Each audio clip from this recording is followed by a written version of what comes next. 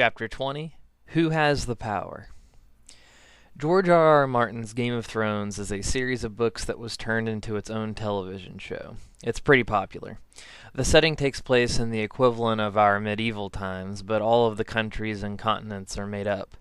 The books were inspired mostly by European history and its long war-torn story of varying houses and families strategically positioning themselves in order to gain more power in the court of their respective kingdom.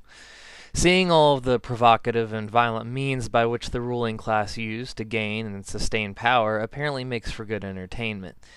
There was one conversation in the show that really stood out to me. Lord Varys is a member of the King's Small Council. Tyrion Lannister is the Hand of the King at this point.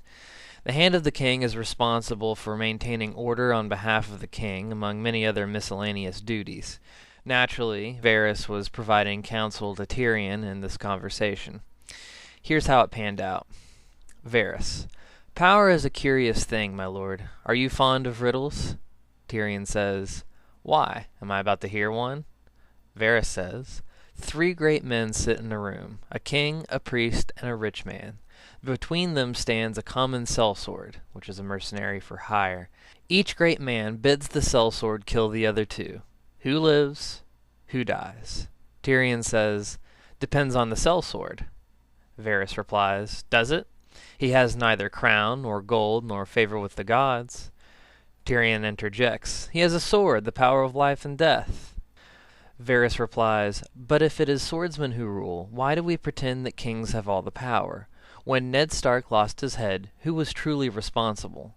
Joffrey, who was the current king, the executioner, or something else? Tyrion says, I decided I don't like riddles. Varys finishes with, Power resides where men believe it to reside. It's a trick, a shadow on the wall, and a very small man can cast a very large shadow. Everyone has power. Everyone chooses what to do with that power. Giving your power to someone else is a choice as well. I pose this question to the reader. How much can you really help someone who has chosen to give their power away? It is important at this point to distinguish what power really is. There is external power. This kind of power is what you get from the world and other people. A king is only king because people collectively agree to grant him that position. Money only has value because we all agree that it has value.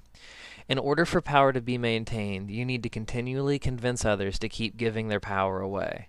This is what Varys was talking about.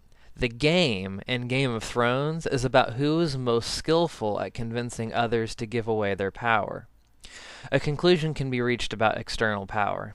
It is temporary and unstable. What happens if everyone decided to own their own power tomorrow? What happens if a more skillful wordsmith came along to sway the masses? The king would not be king. The king can inspire, rule with fear, order guards to torture, or do anything else, but it will never change the fact that what each individual believes is their choice and theirs alone.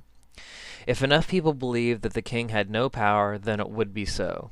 The pattern of war, peace, and revolution shows how this belief can sway the balance of external power over time. In contrast, there is also power of the self, or internal power. This is the power of the mind and spirit. No one can take that away from you. It is not temporary insofar you are still alive. However, that power relies on you to nurture it. You can let it atrophy, or you can sharpen it. Since power over the self only relies on the individual, then it is only the individual who is responsible for its cultivation. This can create problems. Taking responsibility for your actions is not the path of least resistance. If you break down the word responsibility, it quite literally turns into the ability to respond. Not taking responsibility for your actions is shying away from the awareness of your impact on you and the world around you. When you look the other way and deny your own awareness, you allow for someone else to control you. Your power doesn't disappear. It's still there, ripe for the pickings. If you don't want to think about the consequences of your actions, it is much easier to listen to a politician, television personality, religious leader, or any other leader figure within your culture to tell you what to do and how to do it. As Sun Tzu put it, war is deception. What better way to win a war than to have everyone give you their power willingly? Power resides where we believe it to reside. Once you give your power away, the person who has it may use it for the betterment of all those around him. They may also use it to commit acts of injustice. Whatever is done with that power is just as much the responsibility of the person wielding it as the person who gave it away. It is important to distinguish the difference between giving away your power and delegating your power. It's the same difference between a poor judge and a good judge.